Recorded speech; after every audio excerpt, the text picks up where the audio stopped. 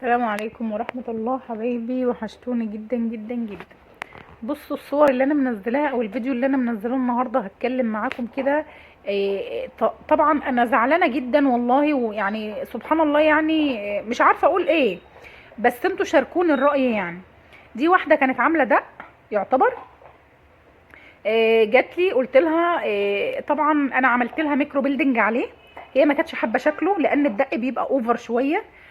فهي ما كانتش حابه الشكل بتاعه، فقلت لها طبعا هو كان راح منها اصلا، بس اثاره موجوده والحاجب كان عندها واحد وواحد. مش مشكله، انا نفسي بغلط ومش عيب لما اغلط، دي حاجه يعني انا اغلط واتعلم من غلطي، مش مشكله.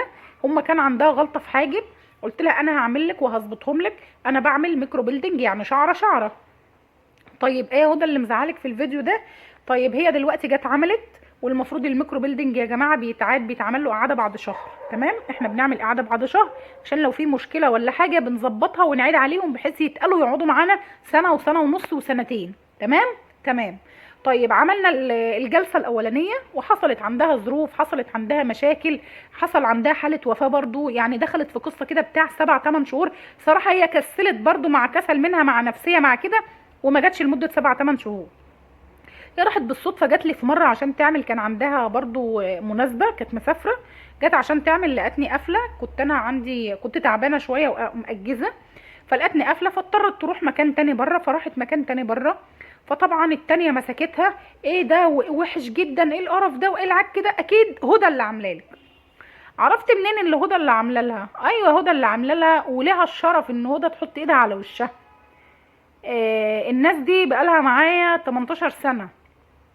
قالت لها ده اتعلمت فيكي ومش اتعلمت فيك. انا عايزه اعرف، والله يا جماعه ما هزعل لو انتم قلتوا لي الحواجب فيها مشكله، والله العظيم ما هزعل. انا ما ازعلش لما حد يقول لي فيهم مشكله.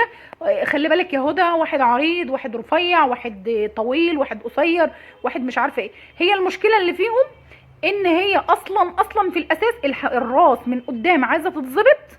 الحواجب طايره وجميله ونفس العرض واخدين شكل كيرف كده. انا عاملاهم لها طايره، مش مطولاهم يعني.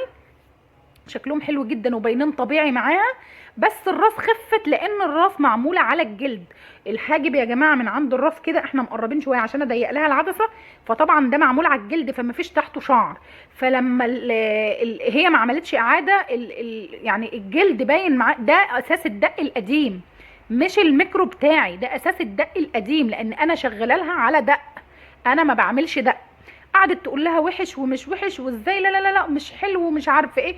يا حبيبتي خليكي في حالك يا بنتي، مش انت اللي انا اخد منك نصيحه، ومش انت اللي تعيبي على شغلي وتعلقي على شغلي.